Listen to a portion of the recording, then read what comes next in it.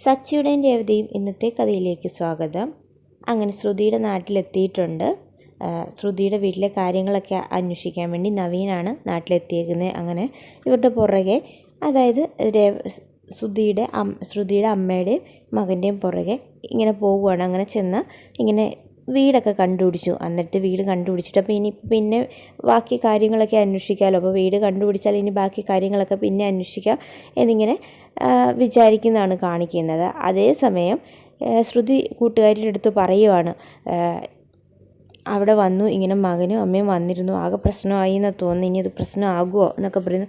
അപ്പോൾ പറയും, നിനക്ക് അവരുടെ സത്യം പറഞ്ഞുകൂടെ? അപ്പോൾ എന്താണേലും ശ്രുതി സത്യം പറയാനൊന്നും പോകുന്നില്ല. അപ്പോൾ ശ്രുതി പറയുന്നുണ്ട്, കല്യാണം കഴിഞ്ഞായിരുന്നെങ്കിൽ പ്രശ്നമില്ല, അതിന് പിന്നെ ബാക്കി കാര്യങ്ങളൊക്കെ ഞാൻ മാനേജ് ചെയ്തോളാം എന്ന് പറഞ്ഞു. അപ്പോൾ ആയിക്കോട്ടെ എന്നുള്ള രീതിയിലാണ് കൂട്ടുകാരി ഇങ്ങനെ പറയുന്നത്. എന്നിട്ട് കൂട്ടുകാരി പറഞ്ഞു, ഇനി സാരമില്ല, അപ്പം നീ എങ്ങനെയെങ്കിലും എത്രയും വേഗം ഇങ്ങനെ ശ്രുതിനെ ഇവിടെ വിളിച്ച് വരുത്തിയിട്ട് നിങ്ങൾ കല്യാണം കഴിക്കുക, രജിസ്റ്റർ ചെയ്യുമോ, കല്യാണം കഴിക്കുക, അതിന് നിങ്ങൾക്ക് ഇവിടെ താമസിക്കാമല്ലോ. അപ്പോൾ പറയും, വേണ്ട, ഞാൻ അമ്മയുടെ അടുത്തൊക്കെ എല്ലാവരും സ്വർണ്ണമൊക്കെ എടുത്തു വെച്ച് ഇനിയിപ്പോൾ ഞാൻ അവരെ വഞ്ചിക്കുന്ന പോലെ ആവില്ലേ, അതുകൊണ്ട് അത് വേണ്ട എന്ന് പറയുന്നു. എന്നിട്ട് ചോദിക്കുന്നുണ്ട്, രേവതി ഒരാൾ പാവമല്ലേ എന്ന് ചോദിക്കുന്നു. രേവതി പാവമാണ്, പക്ഷേ സച്ചി പാവമൊന്നും അല്ല എന്നിങ്ങനെ പറയും കേട്ടോ ശ്രുതി.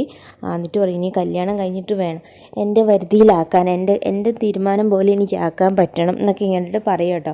എന്നിട്ട് കൂട്ടുകാരി, എന്നാൽ ശരി ഞാൻ പോട്ടെ എന്ന് പറഞ്ഞിട്ട് കൂട്ടുകാരി പോകും. അപ്പോഴത്തേക്കും ശ്രുതി ഇങ്ങനെ ആകെ ടെൻഷൻ അടിച്ചിരിക്കും, ഇനിയിപ്പോൾ എന്ത് ചെയ്യുക, എങ്ങനെ പ്രശ്നമാകുമോ? ഇല്ല, പ്രശ്നമൊന്നും ആവില്ല, കല്യാണമൊക്കെ നല്ല രീതിയിൽ നടക്കുമായിരിക്കും എന്നൊക്കെ പറഞ്ഞിട്ട് ശ്രുതി ഇങ്ങനെ ആലോചിക്കുന്നതാണ് കാണിക്കുന്നത്. സച്ചി വണ്ടി ഓടിക്കാൻ പോകുന്ന കാര്യം പറയും. അപ്പോൾ രേവതി പറയും, ഇന്നിനി പോകണ്ടല്ലോ. അപ്പോൾ പറയും, പറ്റില്ല, അത് പോവാതിരിക്കാൻ പറ്റത്തില്ല, പൈസ കിട്ടുന്ന കാര്യമല്ലേ, അപ്പോൾ പോകണം.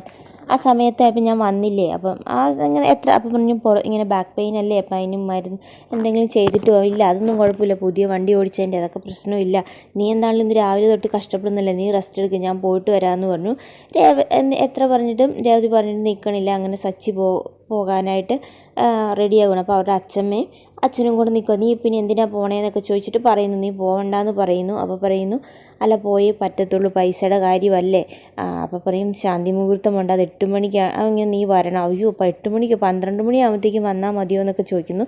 അപ്പോൾ നല്ല ഓട്ടത്തിൻ്റെ സമയമാണെന്നൊക്കെ പറയുന്നു. അല്ല പറ്റില്ല, നീ വരണം എന്നൊക്കെ പറഞ്ഞു. അങ്ങനെ എന്നാൽ ശരി, ആ സമയത്തേക്ക് വരാം എന്ന് പറഞ്ഞിട്ട് സച്ചി അവിടുന്ന് ഇറങ്ങുവാണ്.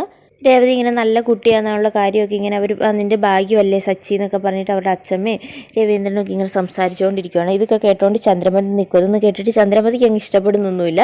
അതിന് സച്ചി പോയതിന് ശേഷം ഇങ്ങനെ രേവതി റൂമിലിരിക്കും. അപ്പോൾ രേവതിയുടെ അടുത്ത് ചെന്ന് ചോദിക്കും, നീ എന്താ എവിടെ ഇരിക്കുന്നത്, നിനക്ക് കുറച്ച് പണിയുണ്ട്, അതൊക്കെ ചെയ്യണം, നീ ഒരു ബക്കറ്റിൽ വെള്ളം എടുത്തോണ്ട്. അതിന് അമ്മയുടെ ബാത്റൂമിൽ വെള്ളമില്ലേക്കും. എന്നേലും ചോദിക്കുമ്പോഴത്തേക്കും ഇങ്ങോട്ട് തൂക്കിക്കടി വേറെ വെക്കാൻ വരുവാണോ ചെയ്യേണ്ടത്? ഞാൻ പറയുന്ന കാര്യം നീ ശ്രദ്ധിച്ച് കേൾക്കണം.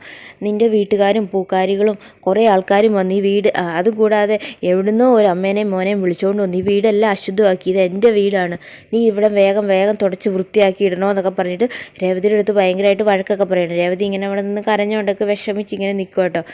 അതിനുശേഷം അപ്പോൾ പറയും, ഇങ്ങനെ ശാന്തി മുഹൂർത്തം ഉണ്ട്, അപ്പോൾ അച്ഛമ്മ എന്നോട് റെഡിയാവും. ശാന്തി മുഹൂർത്തം അപ്പം സമയം എപ്പോഴാണ്? ഇനിയിപ്പോൾ സമയം 7 മണി ആയതേ ഉള്ളൂ, നീ വേഗം പോയി വീടൊക്കെ തുടച്ച് എൻ്റെ വീട് വൃത്തിയാക്കി ഇടണം, ഇവിടെ ഒരു അശുദ്ധിയും പാടില്ല എന്നൊക്കെ പറയുകയാണ്. രേവതി ഇങ്ങനെ ഭയങ്കര വിഷമത്തോടു കൂടി ബക്കറ്റിൽ വെള്ളമൊക്കെ എടുത്തുകൊണ്ട് വന്ന് ഇങ്ങനെ തുടയ്ക്കുവാണ്. അതേ സമയത്താണ് സച്ചി കയറുന്നത്. നീ എന്താ ഇങ്ങനെ കണ്ണൊക്കെ തുടച്ചത്, നിനക്ക് എന്താ പറ്റി, നീ എന്തിനാ കരയുന്നതെന്നൊക്കെ ചോദിച്ചിട്ട് ഇങ്ങനെ രേവതിയുടെ അടുത്ത് ചോദിക്കും. അപ്പോൾ രേവതി ഒന്നും പറയുന്നില്ല, ഒന്നുമില്ല, അല്ല എന്തോ കാര്യമുണ്ടെന്നൊക്കെ പറഞ്ഞിട്ട്, നീ എന്തിനാ ഇപ്പോൾ ഇതൊക്കെ തുടയ്ക്കാൻ നടക്കുന്നതെന്നൊക്കെ ചോദിക്കുന്നു.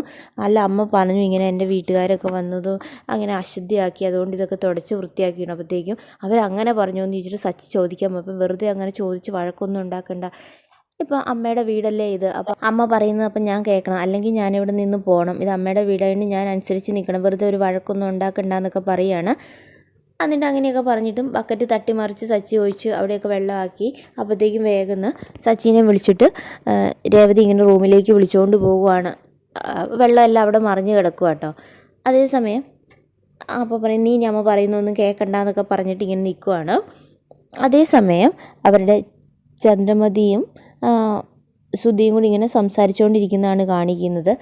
ഇന്നിപ്പം വീട്ടുകാർ വന്ന കാര്യവും ഇനി ശാന്തി മുഹൂർത്തത്തിൻ്റെ കുഴപ്പവും കൂടി ഉള്ളൂ, ഇനി അവരൊന്നായി കഴിഞ്ഞാൽ പിന്നെ അതിൻ്റെ ഒരു ആവശ്യം ഇല്ല, അങ്ങനെ അതൊക്കെ പറയുകയാണ്. അപ്പം അപ്പോഴത്തേക്കും ചോദിക്കും എന്തിനാണ് ഈ ശാന്തി മുഹൂർത്തത്തിന് ഇത്ര തിരക്കിട്ട് വെക്കുന്നത്, മൂത്ത മകൻ സുധിയല്ലേ, അപ്പോൾ അവൻ്റെ കല്യാണം കഴിഞ്ഞിട്ട് പോരായിരുന്നോ, ഇപ്പോൾ അത് കഴിഞ്ഞും പോരെ ഇങ്ങനെ ഇവരുടെ ശാന്തി മുഹൂർത്തം വെക്കുന്നതെന്നൊക്കെ പറയുന്നുണ്ട് രേവതിയുടെ സച്ചിയുടെയും. അപ്പോഴത്തേക്കും അവർ അച്ഛമ്മ ചോദിക്കുന്നുണ്ട് നിനക്ക് 2 മോനില്ലേ, എന്നിട്ട് 2 പേരെ നീ 2ആയിട്ടാണോ കാണുന്നതെന്നൊക്കെ ചോദിച്ചിട്ട് അച്ഛമ്മ ഇങ്ങനെ ചന്ദ്രമതിയോട് ഇങ്ങനെ സംസാരിക്കും. ഇന്നത്തെ എപ്പിസോഡിൽ ഇത്രയാണ് കാണിക്കുന്നത്. അപ്പം ബാക്കി കഥയുമായി നമുക്ക് നാളെ കാണാം.